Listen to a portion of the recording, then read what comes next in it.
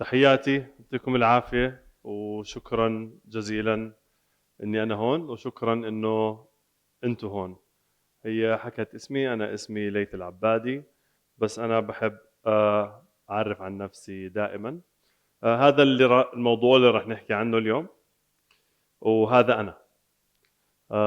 مش هذا خالي، ومش آه، هذا الطفل هو أنا.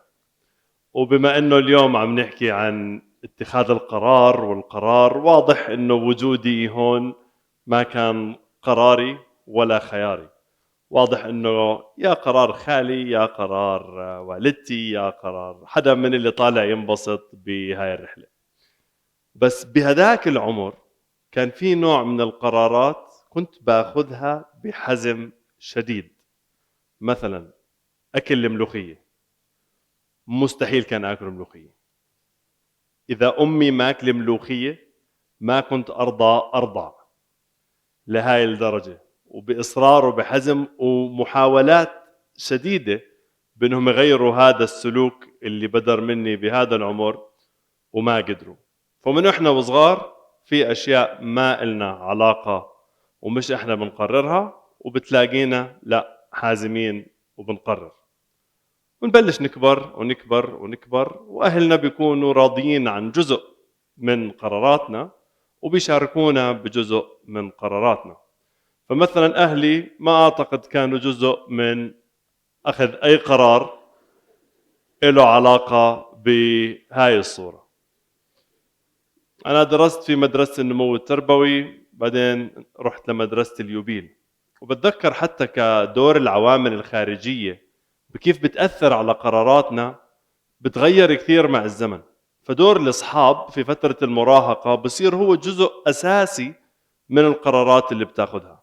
ذكر أول يوم دوام بالمدرسة القديمة ما كان عندنا زي، وبالمدرسة الجديدة كان في زي مدرسة، فكانت أول مرة بلبس قميص ورايح على المدرسة. فسألت أهلي إنه القميص يعني بطلعه برا البنطلون ولا إنه بنحط جوا البنطلون؟ فأهلي حكوا لي طبعا جوا، زي ما أنتم شايفين أنا بسمع كلام أهلي. بس لما رحت على المدرسة بثانية واحدة أصحابي إنه شو هذا اللي بتعمله، فضحتنا. ففجأة قلبوا كل الأفكار اللي في مخي وأخذوا هم القرار عني كيف بدي ألبس القميص للست سنوات القادمة. بثانية واحدة تغير القرار. تكبر بتكبر بتكبر، بتصير تدخل عوامل أخرى عليك وعلى مخك كيف تاخذ قرارات. زي ما حكيت لكم أنا طبيب نفسي، والجزء الأول من مهنتي مش كثير أنا اللي أخذته، هو أنا أخذته بس بطريقة غير مباشرة. يعني خلصت توجيهي، جبت معدل منيح، فأهلي قالوا لي عندك كل خيارات الدنيا، طب أو هندسة، بس خذ راحتك، يعني اختار براحتك، ما تحتار. بس يعني شو بدك، يعني هندسة وتتغلب وشغل، ها دكتور وهيك وهي القبول طلع وخلص باشر. يعني خلصت طب وتخصصت طب نفسي في الجامعة الأردنية، مستشفى الجامعة الأردنية. آه، خيار الطب النفسي أنا اللي أخذته بإيدي، ولكن ما كان سهل أبدا. يعني حتى مع أهلي كان صعب، وأخذني تقريبا سنتين لحد ما أنا أخليهم يكونوا معي في هذا القرار. لأنه شو بدك بهذا التخصص وما راح تشتغل، وليش درست طب أصلا؟ وكثير كان في يعني قتال لهذا القرار. بس أنا أخذت هذا القرار، وبعد ما خلصت بنفسي رحت لبريطانيا، عملت ماجستير في الصحة النفسية للأطفال والمراهقين في كينغز كوليدج. وهسه أهلي جزء كبير من دعمي ووقوفهم معي، ووصلنا أنهم يكونوا سعيدين معي بهذا القرار اللي كانوا معترضين عليه في الأول. فكل يوم من لما نصحى لما ننام في عدد كبير من القرارات اللي لازم ناخذها. قرارات صغيرة وبسيطة ومش مهمة، قرارات ما بنعرف انه احنا عم بنقررها صارت اوتوماتيكية، وقرارات مهمة، قرارات بدي اوقف وافكر واصفن فيها. بس كيف احنا بنقرر وليش؟ وانا صغير كان نفسي أعرف ليش أنا رفضت آكل ملوخية. شو اللي صار يعني؟ ليش ملوخية لا؟ وليش منسف؟ مش لأني عبادي، بس ليش؟ إيش الإشي اللي خلاه إني في عمر معين أخاف من صديقنا الحمار اللي ليش خايف؟ إيش الإشي اللي خلاني أصر على إني بدي أتخصص طب نفسي وأمشي مع أهلي لما خلوني أدخل طب عام؟ كثير أشياء نفسي كان إني أنا أعرفها. وخلال دراستي في الطب تعلمت إنه المسؤول عن أخذ القرارات هو الدماغ، والدماغ عضو ينمو ويستمر نموه في الذكور لتقريبا منتصف العشرينات لحد عمر 25، خصوصا الجزء الأمامي من الدماغ الفرونتال لوب لنص العشرينات. الإناث بيكتمل نموه أسرع شوي في بداية العشرينات. فتعلمت أول شغلة إنه الدماغ والجزء الأمامي من الدماغ هو المسؤول عن أخذ القرارات. وكان من أكثر الأشياء اللي خلال دراسة الطب أثارت استعجابي إنه جلطة صغيرة في مكان معين ممكن تغير شخصية البني آدم تماما. ممكن يكون شخص هادي ما بيحكي رايق متزن بسبب تجلط دم بسيط في نقطة معينة في الجزء الأمامي من الدماغ تحول لشخص مختلف 180 درجة. الدماغ جواته في شبكات اللي هي الأعصاب، والأعصاب الخلايا العصبية في بينها وصلات عددها مليارات، والمليارات الخلايا بينهم آلاف الوصلات. وتلخيصي لما هو دماغك هو مجموع جيناتك من لما كنت في بطن والدتك إلى وذكرياتك اللي بلشت تصنعها برضه وانت لسه في مرحلة الحمل، ومن لما انولدت يوم عن يوم عن يوم شو الذكريات اللي بتمر فيها. جيناتك زائد ذكرياتك تصنع ما هو دماغك الآن وكيف بيشتغل. في أجزاء بتصبح جزء من دماغك قد ما هي ذكريات. مثلا اللغة، أنا بحكي لغة عربية، اللغة العربية جزء من دماغي لأني عم بحكي مش قاعد بصفن وبحط مجهود وتشكلت هاي الوصلات. بس لو هسه بدي أتعلم لغة جديدة أو بدي أتعلم عزف آلة معينة، بالأول راح يكون يعني أحرف وبصعوبة، بعد فترة بصير إشي أوتوماتيكي. لما يكون صار أوتوماتيك ريسبونس تلقائيا بيصدر، بيكون أصبح جزء من الدماغ. هذا مثال جميل. هذول حبايبي أولاد أختي آدم وألما، وهم توأم غير متطابق الجينات للي بيعرف الموضوع. بس هم لما انولدوا آدم كان وزنه أصغر من المطلوب، وألما ولدت أخذت الغذاء اللازم وولدت بوزن طبيعي. خلال أول سنة من حياتهم كان سلوك آدم مختلف كثير عن سلوك ألما، اللي هو ولد صغير كان خايف كثير وكان ما بحب الناس كثير، فقراراته كلها كانت متجهة وماشية مع التجربة اللي هو بدأ فيها، إنه هو ما كان واصله أكل منيح وكان تعبان، فكان يخاف وكان يبعد عن الناس وما كان يعني جدا اجتماعي. بينما الآن شخصياتهم صارت قريبة كثير من بعض، وصاروا الاثنين مريحين ولطيفين. خلال السنتين اللي عاشوها صار في تعديل للتجارب اللي مروا فيها. وهذا اللي جنبهم ابني اللي نقلت له جيناتي وبحاول أصنع له ذكريات تعمل من دماغه دماغ أفضل، لأنه الجينات اللي أنا عندي مش خياري أغير فيها لما نقلتها، بس بإيدي جزء كبير من الذكريات اللي بدي أصنعها له. هو عكسي، هو كثير بحب الملوخية وبحب المنسف، اثنين مع بعض. دماغنا اليوم اللي هو صار مجموع شو مرينا فيه، كيف بقرر؟ بيدخل حدث جديد كل يوم وبدخل على نظام فيه أفكار ومشاعر هي اللي بتأدي للسلوك. القرار ممكن يكون فكرة وتتترجم لسلوك، بس أنا ما بعتبره قرار واتخذ إلا إذا صار سلوك.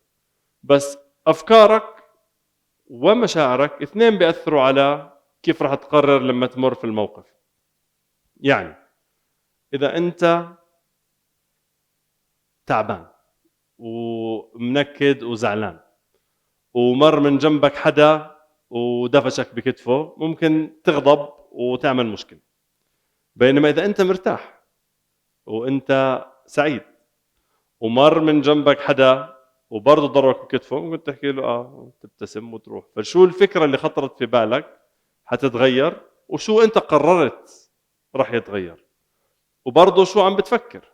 إذا هو لما خبط فيك فكرت إنه هذا بيستخف فيي وبيستخف بمين أنا، راح تزيد مشاعر الغضب اللي عندك وتقرر إنك أنت تعمل معاه مشكلة.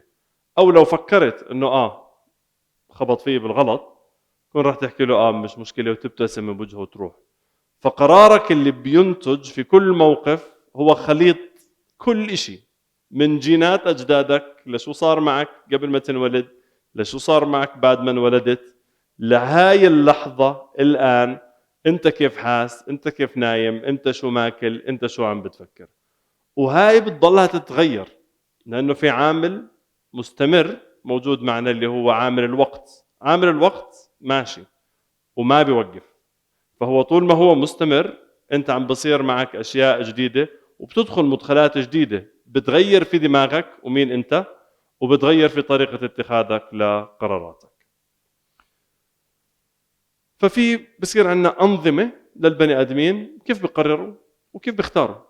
فمثلا إذا رحنا نشتري باب من هاي الأبواب، في ناس بصير في عندهم منهجية بسموها الميزة الواحدة. يعني بده بقرر شغلة واحدة هي اللي بتهمه، بدي أرخص باب، وين أرخص باب؟ هذا أرخص باب بختاره. أو بدي أكثر باب بيعزل صوت، بروح بختار وين أكثر باب بيعزل صوت وبختاره.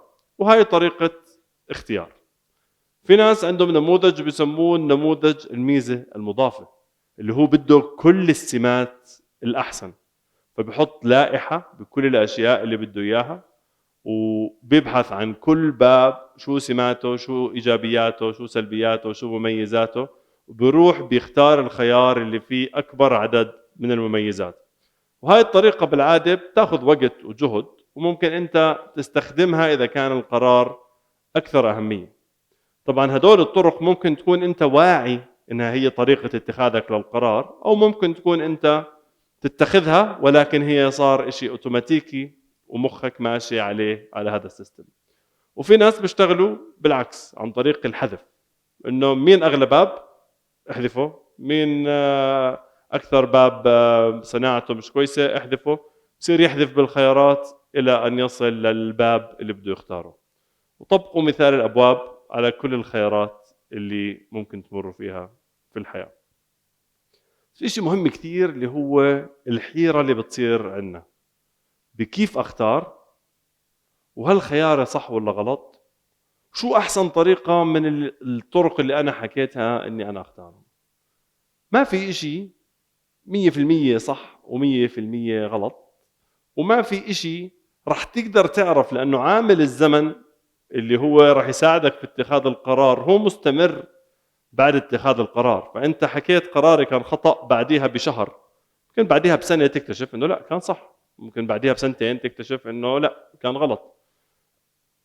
عامل الزمن مستمر. وأنت لما تيجي تحاسب نفسك على قرارك اللي أخذته، أنت في مسافة زمنية ما بين الوقت اللي أخذت فيه القرار والوقت اللي أنت عم تحكم على حالك إنه أنا كان قراري غلط.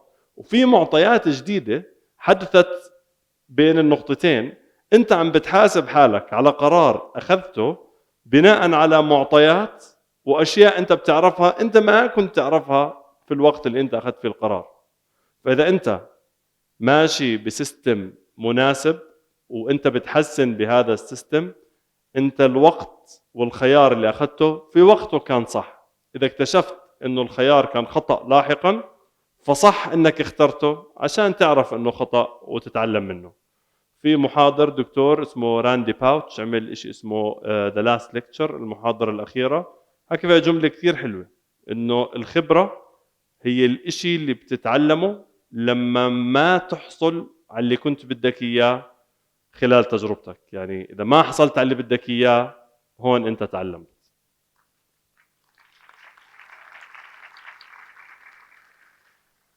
وبرضه زي ما حكيت ما فيش إشي هاي طريقة صح هاي طريقة خطأ، هو سيستم كامل متكامل بده يضل يزيد ويتحسن يتحسن يتحسن مع الوقت.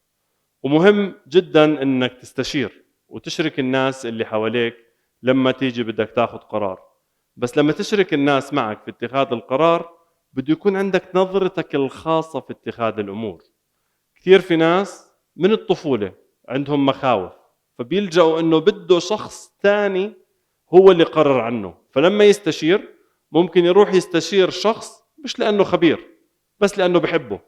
كثير منا أنا كثير بستشير والدتي، ممكن استشير والدتي بنوعين سيارة بينما هي دارسة صحافة. فلما استشير شخص بتوثق فيه كويس، بس استشير ناس عندها معرفة بالإشي اللي بدك تعمله. والاستشارة غير عن انك تخلي شخص آخر يقرر عنك. انت بتجمع معلومات بتدخلها على السيستم اللي مبني من الزمن وانت خذ القرار. لانه في ناس بيكون الخوف اللي ماشي معهم من الطفولة بصعب عليهم القدرة انه هو يحكي انا يا رح اقرر بايدي، فبيكون نفسه اي حدا ثاني يقرر عنه. ولكن اذا حدا ثاني قرر عنك على الاغلب النتائج ما رح تكون مرضية وقادر تتحكم فيها زي لو انت قررت. ولو انت قررت، لو انت شعورك عادي مع الاخطاء وبتعرف كيف تستخدم هاي الاخطاء لمصلحتك، رح تلاقي حالك الفائدة مع الوقت احسن واحسن كل ما انت اخترت. كثير ناس الخوف بيمنعهم. الخوف مرات بيكون مفيد، خليك تهدى، تتمهل، تدرس، تركز قبل ما تخطو خطوة. إذا أنت مش عارف الخطوة اللي بدك تخطوها لوين، فكر بشو الهدف اللي بدك توصل له. إذا أنت عارف الهدف اللي أنت بدك توصل له، كل القرارات وكل الخيارات وكل الأجوبة راح تكون كثير سهلة وكثير تعرف أنت بأي اتجاه تمشي. ولو ما كنتش عارف امشي وتوكل على الله وإن شاء الله أمورك بتكون بالسليم. ويعطيكم العافية. شكرا جزيلا لكم.